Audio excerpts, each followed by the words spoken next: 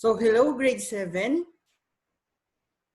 So today, we're going to have our discussion regarding describing and illustrating sets and set operations. So forget everything you know about numbers. So in fact, forget you even know what a number is. This is where mathematics starts. So instead of math with numbers, we will know about math with things. So, pag sinabing math, hindi lang naman kasi siya numbers. It is also about things, lahat ng nakikita mo na bagay. So, let's try to define set. So, what is a set? So, set is a well-defined collection. Ayan. So, first, we specify a common property among things. So we define this word later. And then we gather up all the things that have this common property. So for example, the item you wear. So hat, shirt, jacket, pants, underwear, or ano pa yung mga yan. So bra. So and so on. So I'm sure you could come up with at least 100. So, ang example na yan, lahat ng ginagamit mo, item you wear, is known as a set. So, or another example is types of finger. So, this set includes index, middle, ring, and pinky. Ayan. So, it is just things grouped together with a certain property in common. So, hindi naman pwedeng tawagin mo tong paa. Diba?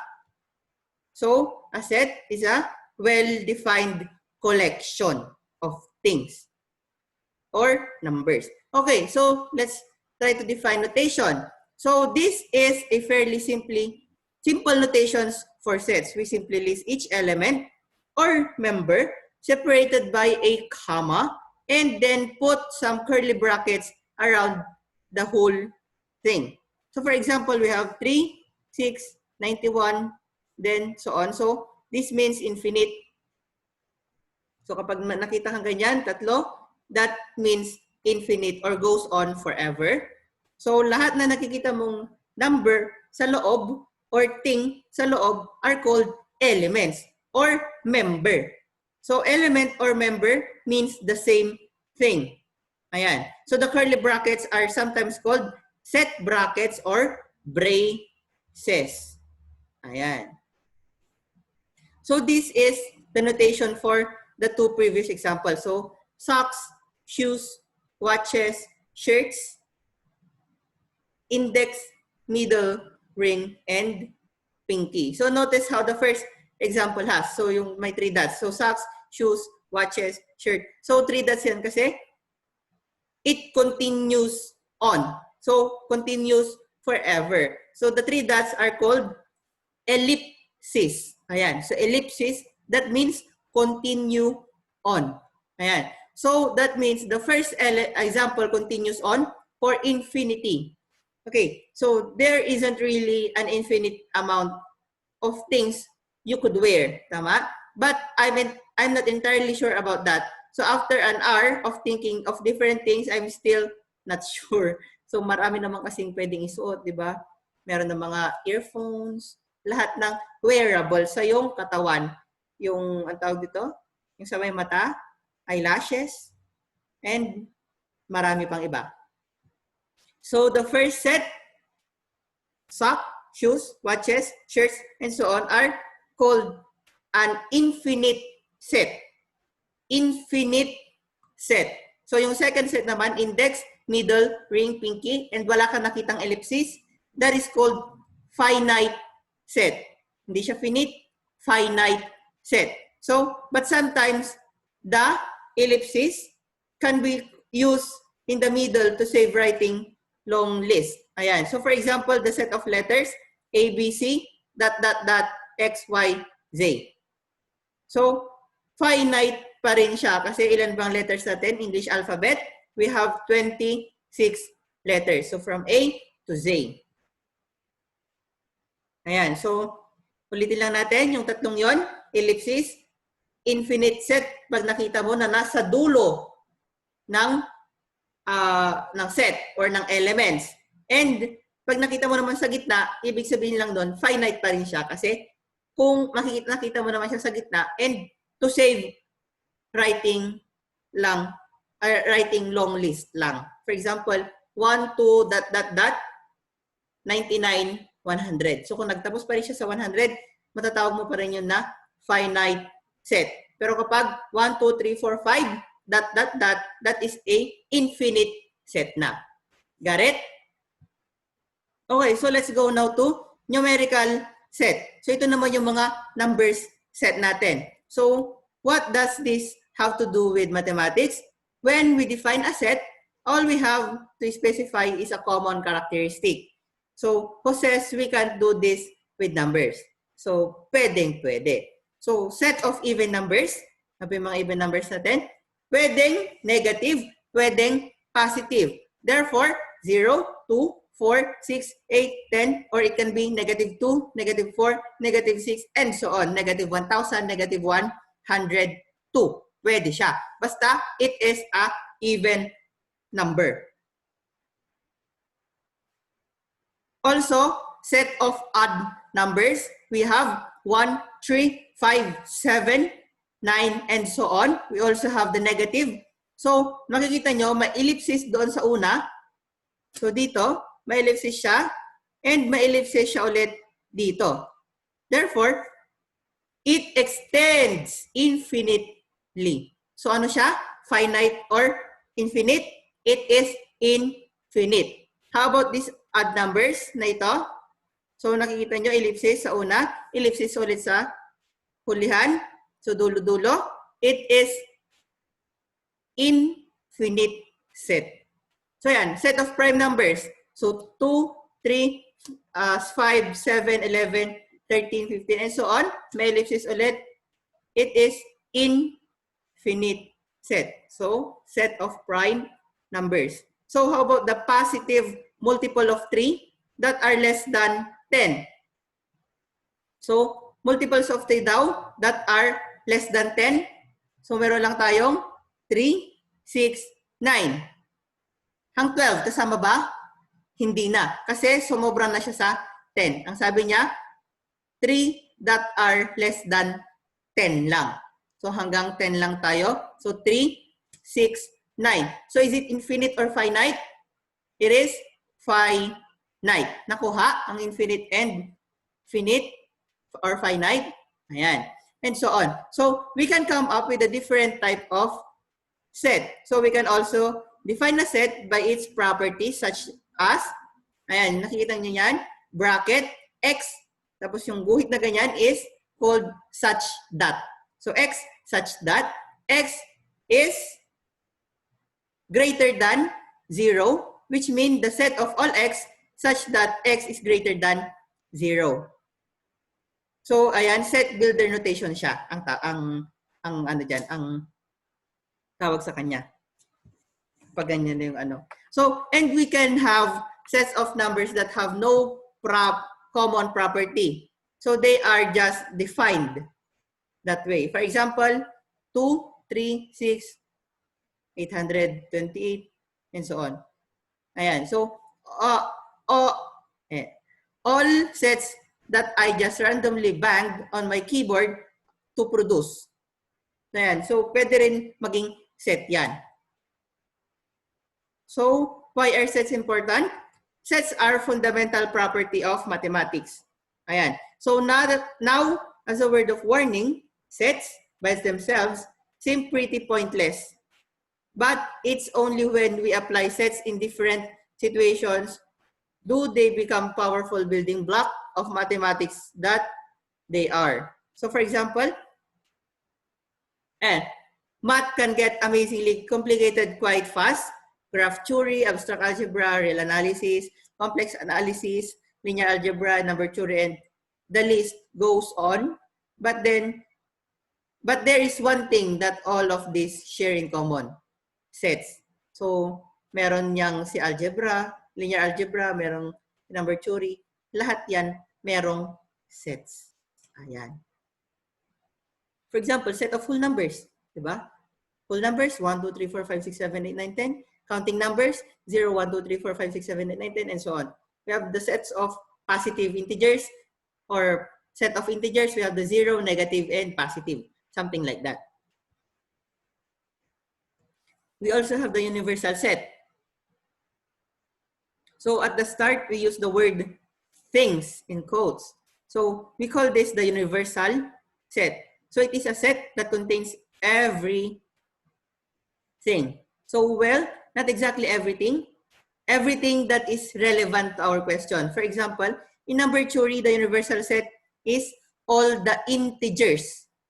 As number theory is simply the study of integers. So, but in calculus, also known as the real analysis, ayan, so matatakal niyo yung calculus niyo yan on your senior high. The universal set is almost always the real numbers. And in complex analysis, you guessed it, the universal set is the complex numbers. So yun yung mga may I na. I, pi, and phi, mga ganyan. So some more notations. Ayan. So we are only using capital letters to represent a set. And lowercase letters naman to represent the element. So nung ulit ang element, nasa loob. And yung A na yan is representing that set. Ayan. So now you don't have to listen to the standard. You can use something like M to represent a set without breaking any mathematical laws. So watch out. You can get, ano tawag dyan? Pi. Years in math jail for dividing by 0. But this notation is pretty nice and easy to follow. So why not? Also, when we say an element A is in the set A, we use the symbol ito to show it. Ayan. So element, yung parang letter E lang na malaki. And if something is not in the element or in the set use, wala siya sa set na yon, yung element na yan i-cross out lang. So for example, set A is equal to, set A is 1, 2, 3. We can see that 1 is an element of A, but 5 is not an element of A kasi wala naman yung 5 doon na nakikita niya. Ganun siya. So how about 2? Is it an element of letter A? Or set A? Yes, kasi nasa loob siya. How about 6? Not an element. How about 10? Not an element. How about 3? Yes, it is an element. So ano naman ang equality? Two sets of equal if they have precisely the same numbers. Now, at first glance, they may not seem equal. So, we may have to examine them closely. So, for example, ayan, equal ba si set A and set B? So, set A is a set whose numbers are the first 4 positive whole numbers. So, ano ba yung mga 4 positive whole numbers? 1, 2, 3, and 4. Tama ba? So, how about B? 4, 2, 1, 3. So, let's check. Do they contain 1? Yes. They both contain 2. Tama? Contain 3? Tama? Contain 4? Yes. And we have checked every element of both sets. So, it is a yes. They are equal. Ayan. So, the equal sign, yung equal sign na yan, is used to show equality. So, we write A is equal to B. Ayan. So, try natin ito. Are these sets equal? A and B? 1, 2, 3. Yung isa? 3, 1, 2. So, let's examine. May 1 sila? May 2 ba? May 3 ba? Yes. So, it doesn't matter where each member appears. As long as it is there. Nakuha? Okay, so we also have subsets. So subsets, when we define a set, if we take pieces of that set, we can form what is called a subset. So kung kumuha ka sa loob ng isang set, matatawag mo na siyang subset. Okay, so the subset of this is 1, 2, 3. Another set is 3, 4. Basta merong kang kinuha dun sa loob, matatawag mo na siya na subset. Or even another one is 1. So kahit isa lang yung kinuha mo na yan, subset pa rin yan. How about 1 and 6? Hindi na, kasi wala naman 6 sa set natin. How about 1 and 4? Yes. 1 and 3? Yes. 1 and 10? No. Kasi wala namang 10 dito sa set. Nakuha? So in general, A is a subset of B if and only if every element of A is in B. So for example, this is the set B. So kumuha ka lang ng nasa loob, that is a subset. Pero kung kumuha ka na ng wala sa loob ng B o wala sa set ng B, therefore it is not a subset anymore. Nakuha? So let's use this definition in some examples. So is A a subset of B where A is equal to 1, 3, 4 and B is equal to 1, 4, 3, 2. Ayan. So 1 is in A and 1 is in B as well. So far, so good. 3 is in A and 3 is also in B. Therefore, it is a subset. 4 is in A and 4 is in B. So that's all the element of A and every single one is in B. So we're done. Yes, A is a subset of B. Nakuha? So let's try it harder. Let A be all multiples of 4 and B multiples of 2. So we can check every element in this set because they have a infinite number of elements. Tama? 2, 4, 6, 8, 10. So we need to get an idea of what the element looks like in each and then compare them. So the sets are, ayan, so infinite natin. So kuha lang tayo. We have, sa letter A, sabi niya multiples of 4. So 4, 8, 12, 16, 18, 21. And negative 4, negative 8. So sa letter B naman, sabi niya, it is a multiple of 2. So 2, 4, 6, 8, 10. 2, 4, 6, negative 4, negative 6, negative 8, negative 10. Diba? So by pairing of members of two sets, we can see that every member of A is also a member of B, but not every member of B is in member of A. Kasi wala naman ditong 2, tama? Wala ring 6.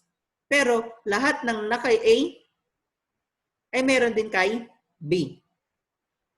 So, A is a subset of B, tama? But B is not a subset of A. So, yung A daw is a subset of B kasi lahat ng nasa A ay nasa B din. Pero yung B, hindi siya subset ng A kasi merong mga included sa B na wala sa A. So, ganoon lang siya. So, even more notations. When we say that A is a subset of B, we can write it as ganon, B.